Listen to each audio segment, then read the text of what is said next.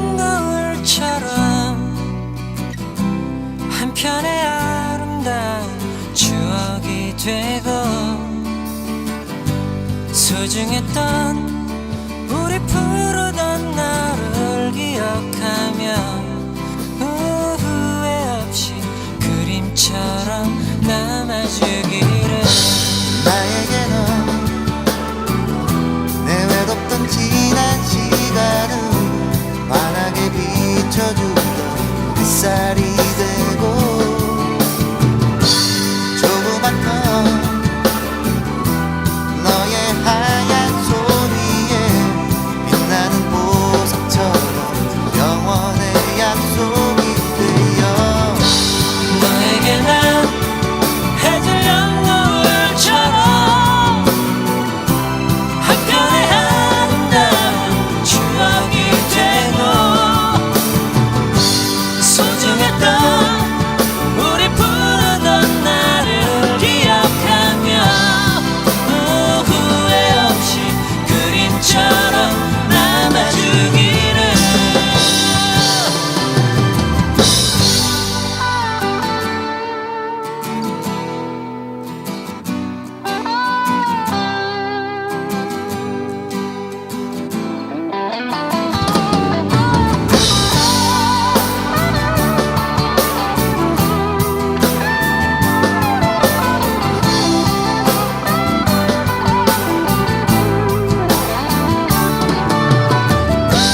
나에게는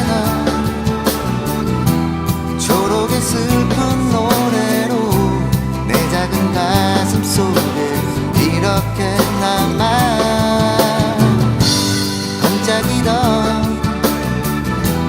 너의 예쁜 눈망울에 수많은 별이 되어 영원토록 빛나고 싶어.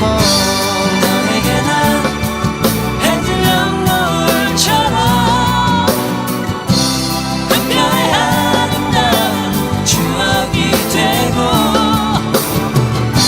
소중했던 우리 푸르던 날을 기억하며 후회 없이 그림처럼 남아주기를.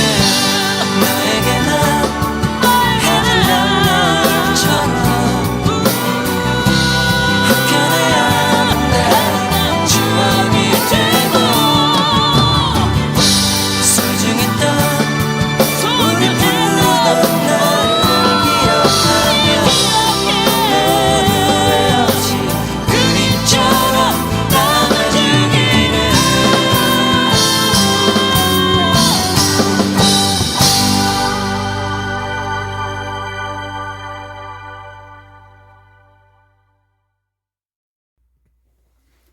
네, 여러분 안녕하세요. 최나근 교수입니다.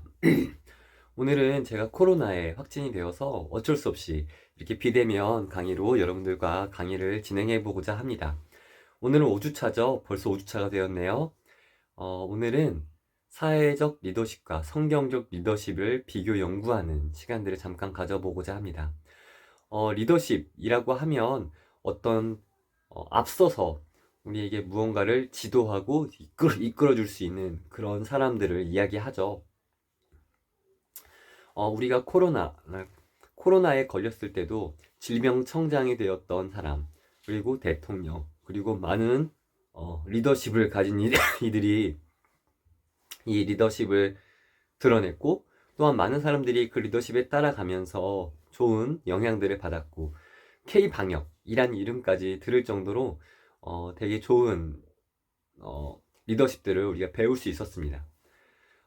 그만큼 이 리더십이라고 하는 것, 리더라고 하는 존재가 우리에게 있어서 굉장히 중요한 존재고, 또 우리가 그러한 리더십을 갖는 것이 우리에게 있어서 좋은 영향력을, 선한 영향력을 우리가 함께하는 많은 이들에게 나누어 줄 수 있는 것이 아닌가라는 생각을 해보게 되어집니다. 그래서 오늘 강의는 이 리더십에 대해서, 특별히 이 사회적 리더십과 성경적 리더십, 그리고 변혁적 리더십에 대해서 함께 이야기를 조금 나눠보고자 합니다. 오늘 우리가 함께 강의할 이 강의 내용의 중요 내용들은 이제 김덕수 교수님께서 쓰신 삶의 변화를 일으키는 변혁적 기독교 리더십이라는 책을 참고서적으로 하고 있습니다. 여러분들도 기회가 되면 이 책을 꼭 읽어보시면 좋을 것 같습니다. 기독교적 리더십에 대한 내용도 있지만 전체적인 사회적인 리더십과 비교하면서 우리에게 있어서 어떠한 리더십이 좋은 리더십인지, 우리가 어떠한 리더가 되어야 하는지를 굉장히 잘 설명해주고 쉽게 설명해주고 있는 책이라고 볼 수 있습니다.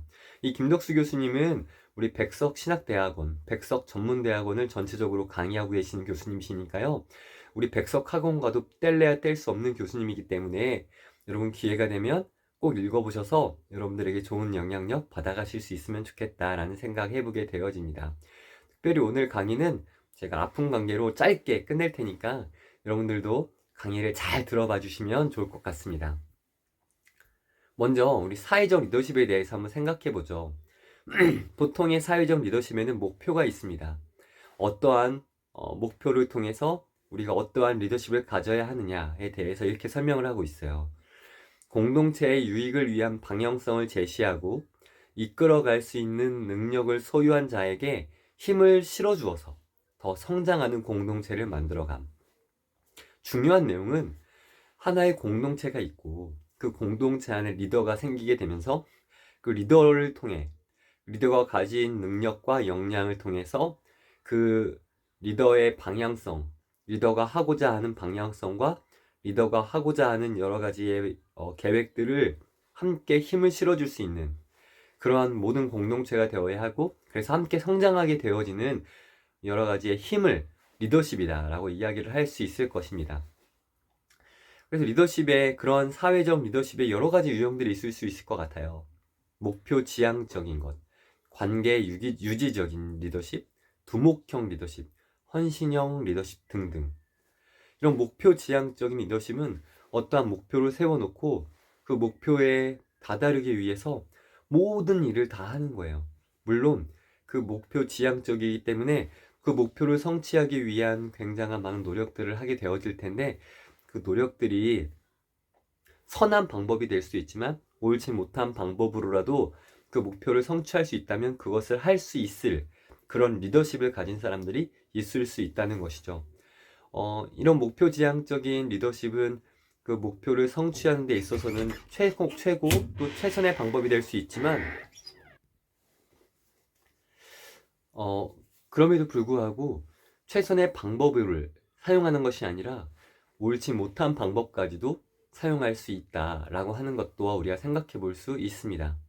두 번째, 관계 유지적 방법이란 리더십이라는 것은 어떤 목표를 성취하기보다 하나의 공동체가 하나다라고 생각을 하면서 이쪽 관계, 이쪽 사람, 이 사람, 저 사람 나와 함께하는 이 공동체의 모든 사람들을 중심으로 목표를 바라보기보다 함께 그 목표를 향해 가기를 원하는 그런 관계 유지적 리더십을 가지는 것이다 라고 이야기를 하고 있습니다. 개인적으로 저 같은 스타일이 이제 관계 유지적 스타일이에요. 그러니까 목표를 성취하는 것도 매우 중요하지만 그 목표를 성취하기 위해 함께 가는 것이 더 중요한 사람, 이제 그런 사람들이 관계 유지적 리더십이다 라고 이야기할 수 있습니다. 이런 관계 유지적 리더십을 가진 사람들은 흔히 목표를 성취하지 못할 때가 굉장히 많아요. 그래서 굉장히 여러 가지 많은 사람들에게 이 리더십이 좋은 리더십이냐, 이 사람이 좋은 리더냐 라고 하는 그런 걱정을 끼치기도 하는데요. 그럼에도 불구하고 함께 가는 즐거움과 함께 갈 수 있는 그런 기쁨이 이 관계 유지적 리더십을 통해서 드러날 수 있다라는 사실 또한 우리는 알 수 있습니다. 두목형 리더십이에요. 두목형 리더십은 끌고 가는 거예요. 야, 내가 이걸 정했으니 다 함께 같이 가자. 자, 내가 이거를 목표로 정했으니 너희는 무조건 그 길을 가야 해 라고 다른 사람들의 의견은 듣지 않고 무조건 그곳을 향해 달려가는 겁니다.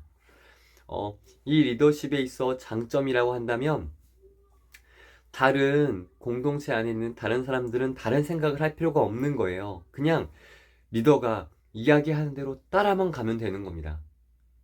그런데 단점이 있다면 이 리더가 두목형 리더가 올바른 방향성을 가지지 못하고 있다면, 올바른 생각을 가지지 못하고 있다면 그 공동체 전체가 올바른 길을 가지 못하게 되겠죠. 그렇기 때문에 이 두목형 리더십은 굉장히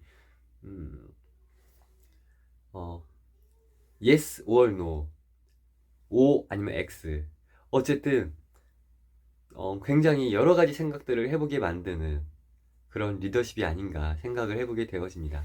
마지막은 헌신형 리더십이에요. 이 관계 유지적 리더십과는 좀 비슷하다고 볼 수 있을 텐데요. 이 헌신형 리더십은 어떠한 길, 어떠한 목표가 정해진다면 본인이 먼저 솔선수범하고 본인이 먼저 나서는 거예요. 그래서 자, 여기니까 저기까지 가야 하니까 내가 이것까지 보여줄게. 자, 함께 가자 라고 생각하는 리더십이죠. 그래서 많은 사람들이 이 헌신형 리더십을 굉장히 좋게 생각하고, 그 헌신형 리더십을 가진 사람을 굉장히 자신의 리더로서 인정하게 되어지는 그런 리더십을 가진 사람이지만, 한편으로는 강한 리더십을 가지고 있는 사람이 아니기에 그 리더로서의 권위가 조금 떨어질 수 있다. 헌신을 통한 리더십이 생길 수 있지만 강한 리더십에 비해 그 리더로서의 권위가 조금은 떨어질 수 있다라고 하는 그런 단점 또한 가지고 있을 수 있다라고 생각해 볼 수 있을 것 같습니다. 자, 이번에는 성경적 리더십이에요. 성경 안에서도 리더십을 가진 이들이 굉장히 많이 나타나는데, 오늘은 저는 딱 3명 정도의 리더에 대해서 이야기해 보고자 합니다. 첫 번째는 모세형 리더예요.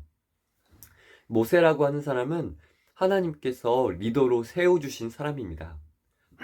온 이스라엘 백성들이 애굽이라고 하는 나라에 잡혀서 종으로서 살아가고 있을 때 하나님께서 모세에게 말씀하시고 이 온 이스라엘을 끌어내라 라고 말씀하셨어요. 그래서 온 이스라엘 백성들 앞에 자신이 나서서 하나님께서 나에게 사명을 주셨고 이 소명을 가지고 내가 너희들을 이끌어 갈 것이다 라고 이야기를 하였고, 애굽의 왕 바로 앞에 나아가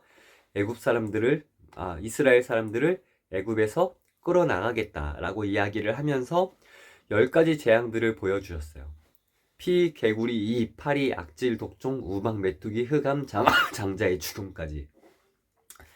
이렇게 여러 가지 재앙들을 보이면서, 그러니까 여러 가지 재앙들을 애굽의 왕에게 경험하게 하면서 이스라엘 백성들을 이끌어가는 그런 리더십을 보이고 있는데요. 모세형 리더십은 하나님의 말씀에 그대로 순종하는 리더였어요. 그러니까 하나님께서 나에게 말씀하셨으니 이 말씀은 무조건 옳은 거야. 이 말씀은 무조건 따라야 하는 거야. 라고 생각하면서 그것을 순종함으로 따라가는 그런 리더십의 유형을 가지고 있었습니다.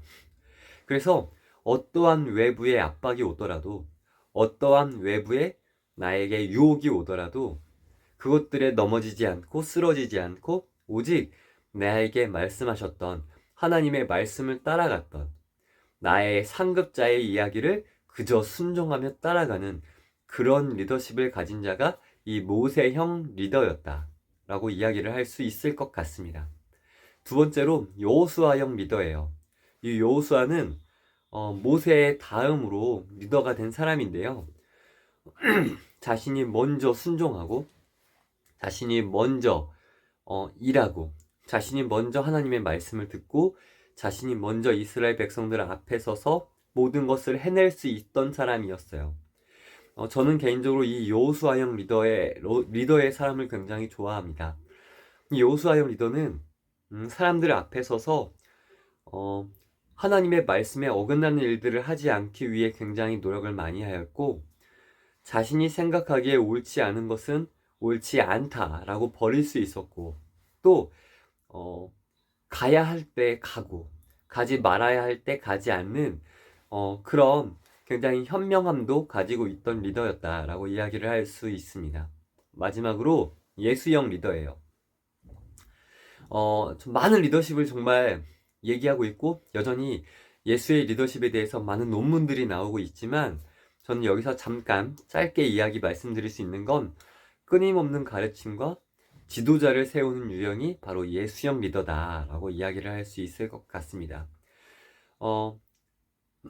예수님께서는 끊임없이 많은 제자들과 많은 사도들에게 가르치셨어요. 이것이 옳은 것이고 하나님께서는 이렇게 말씀하셨고 이 말씀의 뜻은 이거다 라고 이야기를 하면서 우리가 어떻게 살아가야 하는지를 계속해서 말씀하시고 이야기하시고 소통하셨어요. 쉽게 소통형 리더십이다 라고 이야기를 할 수 있겠죠. 그리고 무엇보다 지도자를 세우는 유형이었어요. 자기가 죽고 승천하고 나서 자신이 이 세상에 없을 때에 하나님을, 예수님을 어떻게 믿어야 하는가에 대한 고민이 많이 있으셨을 텐데 그 방법으로 12명의 제자를 세우고 또 그 제자들을 통해서 많은 교회들을 세워감을 통해서 하나님을, 예수님을 어떻게 믿어가야 되는지를 가르치셨어요.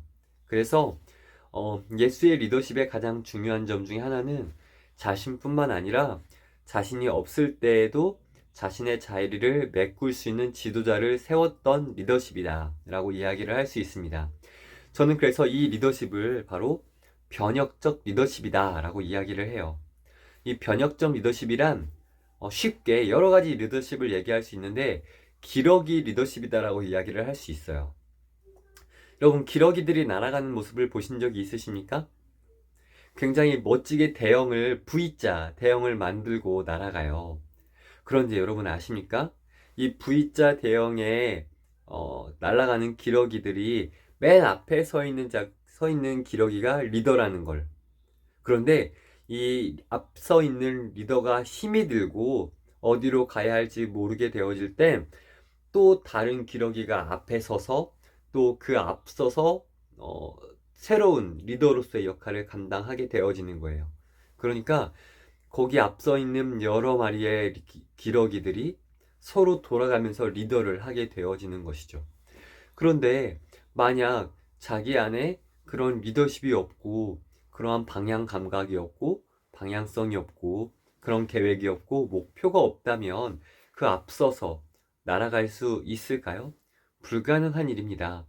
그래서 그 기러기들 사이에서는 어떻게 날아가야 하는 것이 그리고 어떠한 방향을 가야 하는 것이 옳은 것인지를 모든 기러기들이 함께 공유하고 또 그 공유함과 함께한 계획들 안에서 어떠한 기러기가 그 앞에 나서더라도 함께 갈 수 있게 되어지는 리더십을 가지는 것이 이제 변혁적 리더십이죠.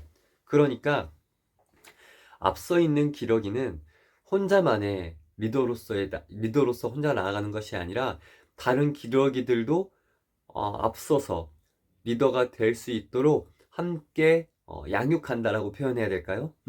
함께 성장할 수 있도록 도움을 주는 그런 리더십을 가지고 있다라고 이야기를 합니다. 그래서 우리는 이 리더십에 대해서 변혁적 리더십이다라고 이야기를 하고 있죠. 여러분, 우리는 많은 리더십을 가질 수 있습니다. 여러분 모두 다 함께 리더십을 가지고 있을 수 있죠. 어떠한 리더십이든 우리에게는 소유할 수 있다라고 하는 것을 기억하셨으면 좋겠어요. 그런데 어쨌든 지금 내가 왜 리더십을 배워야 돼? 라고 생각하는 학생이 있다면 이 부분을 기억해 보시기 바랍니다. 지금 이 시대에 살아가고 있는 사람들은 자기 주도적 리더를 원하고 있어요. 그러니까 어떠한 직장에 들어가든 어떠한 우리가 직업을 가지게 되어지든 우리는 자기 주도적 리더로서 우리가 어떠한 방향을 제시하고 어떠한 목표를 제시하고 그 목표를 성취해 가는 과정 가운데 나뿐만 아니라 내가 함께하는 공동체 안에서 내가 이끌어갈 수 있는 힘을 가질 수 있는 것이 매우 중요하다라고 이야기를 할 수 있을 거고요. 또 한편으로는 나의 자기 개발을 통해서 내가 더욱 성장할 수 있는 계기가 되어줄 수 있을 것이다 라고 생각합니다. 자, 그러면 우리는 리더십에 대해서 어떻게 개발하고 리더십을 어떻게 내 안에서 성장시킬 수 있을까요? 일단은 학교 생활을 통해 여러분들이 최선을 다해 노력하시기 바랍니다. 많은 친구들과 여러 가지 조를 통해서 한 조가 되어 그 조 안에서의 내 역할을 최선을 다해 감당하는 일들을 하면서 내가 조금 더 성장할 수 있을 것 같고요. 또 한편으로는 내가 소속되어 있는 어떤 단체를 통해서도, 동아리를 통해서도, 가정에서도 내가 앞서 나가서 내가 이끌어갈 수 있는 힘을 길러가는 것이 지금 여러분들에게 있어서 매우 중요한 시기가 아닌가라는 생각을 해보게 되어집니다. 마지막으로 여러분, 이런 생각을 한번 해보십시오. 나는 리더십이 있나요? 또 나는 누구의 리더십을 배우고 싶나요? 마지막으로, 내가 리더가 된다면 어떤 리더가 될까요? 곰곰이 생각해 보시고 나의 리더십에 대해 내가 배우고 싶은 리더십에 대해 곰곰이 생각해 보시고 나를 성장시킬 수 있는 방법들을 하나하나 개발하는 여러분 모두가 될 수 있기를 간절히 바랍니다. 여러분, 다음 주에는 모두 건강해진 모습으로 함께 만날 수 있으면 좋겠습니다. 여러분과 만날 수 있는 그 시간들을 기대합니다. 여러분 수고 많으셨습니다. 다음 주에 만나요.